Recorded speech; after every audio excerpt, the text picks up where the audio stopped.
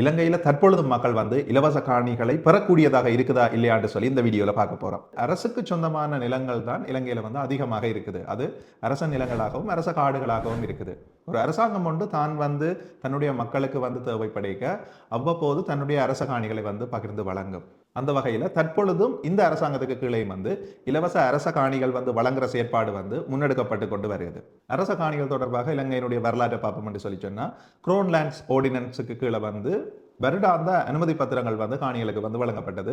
அந்த அனுமதி பத்திரங்களை ஒவ்வொரு வருடங்களும் நாங்கள் வந்து புதுப்பிக்கணும். அதை விட தரம் கூடியதாக லேண்ட் டெவலப்மெண்ட் ஆர்டினன்ஸுக்கு கீழே எல்டிஓ பெர்மிட்ஸ் என அழைக்கப்படுகின்ற காணி அபிவிருத்தி கட்டளை சட்டத்தின் கீழான அனுமதி பத்திரங்கள் வந்து மக்களுக்கு வந்து வழங்கப்பட்டிருக்குது.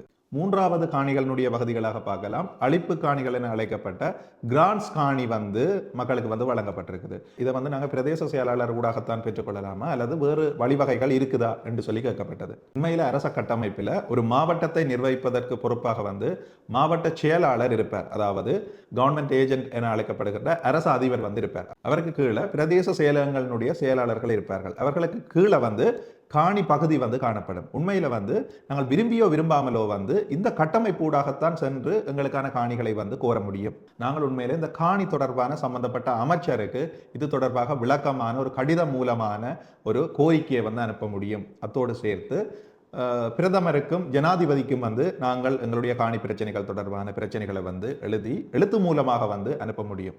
ஏற்கனவே இந்த காணி கோரிக்கை தொடர்பாக நீங்கள் எவ்வாறு முயற்சி செய்தீர்கள், என்னென்ன ஆவணங்களை வந்து சமர்ப்பிச்சிருந்த நீங்கள், எந்த பிரதேச செயலகத்தில் எந்த மாவட்டத்தில் வந்து நீங்கள் இந்த காணி கோரிக்கையை வந்து விடுத்திருந்த நீங்கள், முன்வைத்திருந்த நீங்கள் என்ற தொடர்பான விடயங்களை தெளிவாக வந்து எழுதி அதோடு சம்பந்தப்பட்ட ஆவணங்களையும் அந்த கடிதங்களோடு இணைத்து வந்து நீங்கள் சம்பந்தப்பட்ட இந்த அமைச்சருக்கு அல்லது பிரதமருக்கு அல்லது ஜனாதிபதி செயலகத்துக்கு அனுப்புறது வந்து பொருத்தமானதாக இருக்கும். அப்ப இந்த அடிப்படையிலும் வந்து நீங்கள் உங்களுடைய இந்த காணி பிரச்சனைகள், காணி கோரிக்கைகள் தொடர்பான விடயங்களை வந்து அரச உயர் அதிகாரிகளுக்கு உயர் மட்டத்திற்கு வந்து நேரடியாக தெரிவிக்கக்கூடியதாக இருக்கும்.